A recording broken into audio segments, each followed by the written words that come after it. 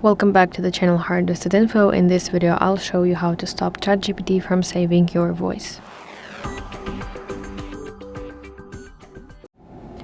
So, on your phone, open ChatGPT and now tap these two lines to open this menu.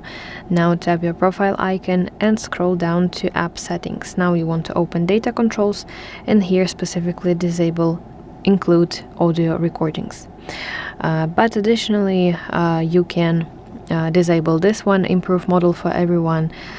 This is your overall content, and if you want to restrict it from ChatGPT to use your content to improve their models, AI models.